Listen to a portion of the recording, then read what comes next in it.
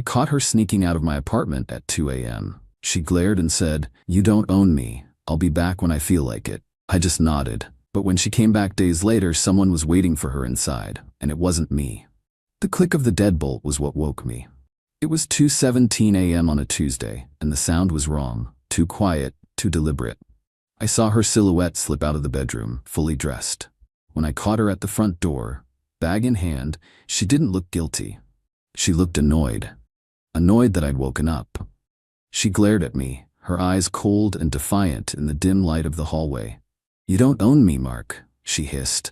"I'll be back when I feel like it." I didn't yell. I didn't ask where she was going. I just stood there, watched her close the door behind her, and nodded once to the empty space where she had been. She thought she was making a statement about her freedom. She thought she could treat my home like a hotel, and me like the concierge. What she didn't know was that with that one sentence, she had just checked out. Permanently. And when she decided she felt like coming back, she wasn't going to find me. She was going to find the one person in the world she was terrified of, sitting on my couch, waiting to finally teach her the lesson about consequences she'd been avoiding her entire life. My line of work is security consulting. I spend my days analyzing threats, identifying vulnerabilities, and creating systems to protect valuable assets. My entire career is built on seeing things that other people miss and acting decisively before a situation gets out of control.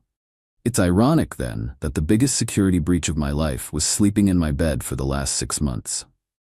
I'm 39. I own my apartment in a secure, high-end building. My life is orderly, disciplined, and calm. Or it was until Maya. I met her a year ago. She's 32.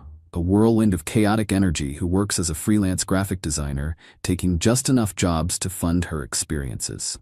She called herself a free spirit. I thought it was charming. I saw her as a vibrant, exciting contrast to my structured life. Looking back, I was just a Mark, confusing a lack of character for a personality. She moved in 6 months ago. It was her idea.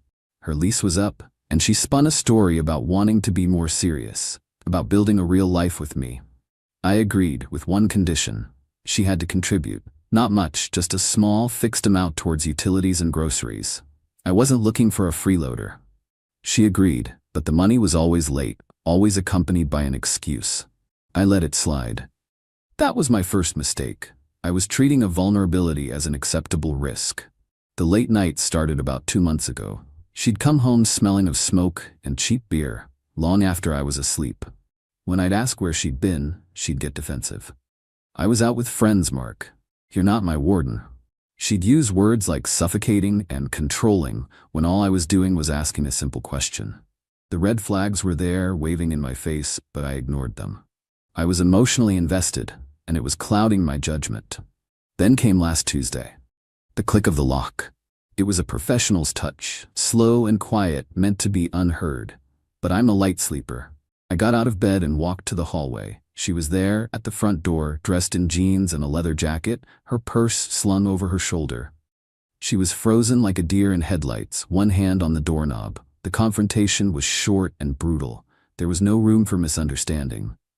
"Going somewhere?" I asked, my voice flat. Her fear instantly morphed into anger. It was a classic deflection tactic. "I don't have to report my movements to you," she snapped. "At 2 in the morning without a word? In the apartment we share?" "Yeah, you do."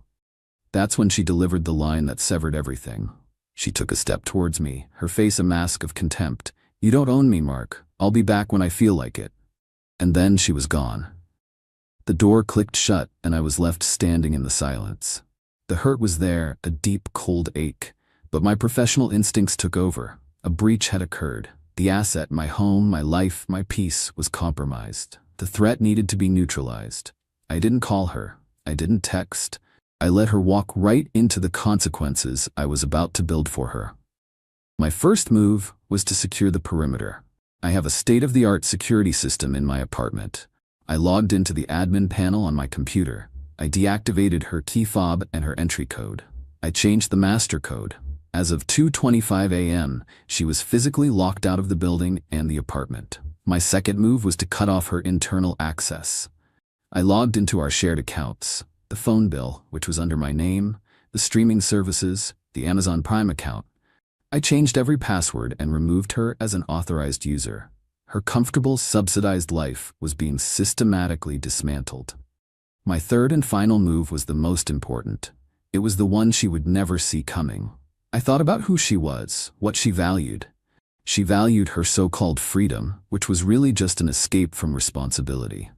And who in her life represented the opposite of that? Who was the one person she complained about, the one person whose judgment she feared? Her father, General David Miller, retired. A man who spent 30 years in the military, a man who believed in discipline, accountability, and order above all else. Maya had spent her entire adult life running from his rigid expectations. She had moved across the country to get away from him. He still paid her car insurance and phone bill, a fact she conveniently omitted when she talked about her independence. I had his number from a brief, formal meeting we'd had last Christmas. I picked up my phone and called him. It was nearly midnight his time, but I knew he'd be awake. He answered on the second ring, his voice sharp and alert. "Miller." "General," I said, my voice calm and respectful. "This is Mark. I apologize for the late hour, but I'm facing a situation with Maya, and I believe you need to be aware of it." I laid it out for him. No emotion, just facts. I told him about her sneaking out, her statement, and the fact that our relationship was now over. I told him that I had secured my apartment and that she would not be able to re-enter. I told him that, as of this moment, his daughter was effectively homeless. He was silent on the other end for a long time. I could hear him breathing, processing the information. "She has a history of this kind of behavior, Mark," he finally said, his voice heavy with a disappointment that sounded decades old. "Running away when things get difficult." "I understand that, sir," I said. "But my home can no longer be her crash pad. She needs to come home. To you." "What are you proposing?" he asked. "I'm proposing a solution," I said. "I will pack her belongings. You fly here and you take her home. Red, you're the only one she can't run from." Another long pause. "When?" She said she'll be back when she feels like it. "My guess is 2 or 3 days, after her fund runs out. Can you be here by Friday?" "I'll be on the first flight tomorrow morning," he said, and the line went dead. The trap was set. Maya was out there, living her free-spirited fantasy, with no idea that her greatest fear was flying across the country to come and collect her. She wasn't just going to lose her place to live. She was going to lose her illusion of freedom. Update 1, 3 days later. The support from this community has been a solid data point in an otherwise chaotic situation. It confirms my initial assessment that a line was crossed from which there is no return. The last 3 days have been a study in methodical execution. General Miller arrived on Wednesday morning, exactly as promised. He's an imposing man, even in civilian clothes. He carries himself with an unshakable sense of authority. We shook hands at the door to my apartment, and there was a moment of silent, mutual understanding. We were two men dealing with the same problem from different angles. "I appreciate you handling this with a level head, Mark," he said, his eyes scanning the apartment, noting its order and cleanliness. "I'm just neutralizing a threat to my security, General," I replied. We spent the next 2 days packing Maya's life into boxes. It was a strange, almost clinical process. The general was ruthlessly efficient. He sorted her clothes, her art supplies, her half-finished projects, with a kind of grim determination. He found things that even I hadn't seen. A stash of credit card bills, all maxed out and hidden in a shoebox. A diary filled with angry rants about how stifling her life was, how she deserved more. He didn't comment on any of it. He just packed it all away. During that time, we talked. He told me about Maya's childhood, about her constant rebellion against any form of structure. He told me about the string of failed jobs, the unpaid loans, the trail of chaos she had left in her wake. He had hoped I would be the one to finally ground her. "I think," he said, taping up a box of her shoes, "she mistook your stability for a safety net she could jump from, instead of a foundation she could build on." He was right. Maya's return came on Friday afternoon, almost exactly 72 hours after she had left. My security system alerted me that my doorman had called up, saying Maya was in the lobby demanding access. I told him not to let her up, that she was no longer a resident. A few minutes later, my phone started ringing. It was her. I ignored it. Then came the texts. First angry, then confused, then pleading. "Mark, what is going on? The doorman won't let me up. Why is my key fob not working? Did you seriously lock me out? This isn't funny. Mark, please, my phone is about to die. I have nowhere to go. Just let me in so we can talk. I didn't respond. I just sat in the living room with the general, watching the messages come in. He looked at his phone, then at me. She's calling me now, he said. He answered, putting it on speaker. Dad? Maya's voice was frantic, on the verge of tears. Something's wrong with Mark. He's locked me out of the apartment. Can you call him? He's not answering my calls. I know he's not, Maya, the general said, his voice like granite. I'm in his apartment right now. The silence on the other end was absolute. I could picture her face, the dawning horror, as she processed what he had just said. What? She whispered. I'm here to take you home, he said. Mark and I have had a long talk. Your little vacation is over. Come up to the apartment. The doorman will let you up now. He hung up. 5 minutes later, the doorbell rang. I opened it. She was standing there, looking pale and disheveled. Her eyes darted from me to her father, who was now standing in the entryway, his arms crossed. The fight went out of her instantly. The defiant, arrogant woman who had stormed out of my apartment 3 days ago was gone, replaced by a sullen, defeated child. What is he doing here? She asked, her voice barely audible. He's here because you are no longer my responsibility, I said. You said you'd be back when you felt like it. You gave up your right to live here. Your father has graciously offered to take you in. You called my dad? She shrieked, the anger returning. You went behind my back and called my father? You have no right. It was the general who answered her. He has every right, Maya. It's his home. You treated it and him with zero respect. You've been living in a fantasy world, and it ends today. Your things are packed. We have a flight back home tomorrow morning at 0800. She tried to argue, to cry, to manipulate. She turned to me, pleading. Mark, please, I made a mistake. I was stupid. Don't do this. It's already done, Maya, I said. I pointed to the neat stack of boxes that lined the hallway. Your new life starts now. She spent the night in the guest room. The door closed. The general slept on the couch. The apartment was filled with a tense, heavy silence. She didn't come out. She didn't eat. She just stayed in that room, a prisoner of the consequences she had created. The free spirit was finally grounded. Update 2. 2 weeks later. It has been 2 weeks since I drove Maya and her father to the airport. The silence in my apartment is no longer tense. It's clean. It's the sound of order being restored. Thank you for following this story and for the insightful comments. It's clear this kind of behavior is more common than I thought. The flight home, according to a brief professional follow-up call from the general, was unpleasant. Maya was apparently sullen and hostile, refusing to speak to him. When they arrived at her parents' home, the reality of her new situation began to set in. Her father, true to his word, had laid down the law. Her freelance career, which consisted of a few small projects a month, was not a real job. She had 30 days to find full-time employment. Her nights of going out and coming home whenever she pleased were over. She had a curfew.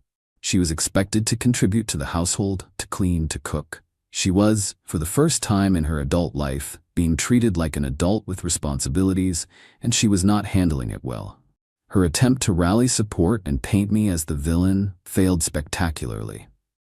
She called her friends, the ones she had likely been out with on the night she left. She spun a tale of a controlling, obsessive ex who had locked her out and called her father to have her dragged away. It didn't work. One of her friends, a woman named Sarah, who I had always thought was the most level-headed of the group, actually called me. She apologized. I need to be honest, Mark, she said. We all knew she was seeing someone else. We told her she was playing with fire. She has a pattern of doing this, of using people for stability and then getting bored. What you did, honestly, it's probably the best thing that could have happened to her. That phone call was more validating than anything else. It confirmed that this wasn't a one-time mistake. This was who she was. The man she had been sneaking out to see has, predictably, vanished from the picture. He was a bartender at a dive bar she and her friends frequented. He was part of the experience, the thrill of rebellion. He wasn't interested in a long-distance relationship with a broke, unemployed woman living with her parents under a strict curfew. He stopped answering her calls within a week. My life, in contrast, has been a return to productive normalcy. I've deep cleaned the apartment, getting rid of the last traces of her presence. I sold the ridiculously uncomfortable couch she had insisted on buying and replaced it with a classic leather one. I've been focusing on my work, landing a major new client that will require all of my attention for the next few months. The focus is welcome.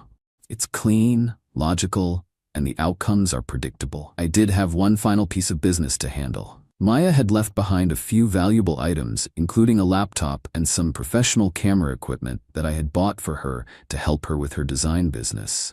Her father called and asked what I wanted to do with them. I told him to sell them. Use the money to pay back the security deposit on her last apartment, I said. I know for a fact she never paid it. There was a pause on the other end. How did you know that? The general asked. It's my job to know things. I said, tell her the rest of the money can be a severance package. The message was clear. I was not just ending our personal relationship. I was closing every loophole, every last vestige of her dependency on me. The final invoice was being paid. Final update, 3 months later. It's been 3 months. The seasons are changing, and so has my life, entirely for the better. The chapter on Maya is well and truly closed, and the ending is more fitting than I could have written myself. The reports I get, indirectly through a chain of acquaintances, paint a grim picture of Maya's new reality. Life under her father's roof has been a brutal awakening. She did get a job, as mandated. She's a junior designer at a small local advertising agency, earning an entry-level salary. The days of working a few hours a week and spending the rest of her time on experiences are over. She works 9 to 5, has a commute, and has to answer to a boss. It is, by all accounts, her personal version of hell. Her relationship with her father is strained to the breaking point. She resents him for his control, and he is deeply disappointed in her lack of character. She is, for the first time, being forced to live within her means, and she is discovering that her means are far more modest than she ever believed. She tried to reach out to me about a month ago. A long, rambling email found its way to my junk folder.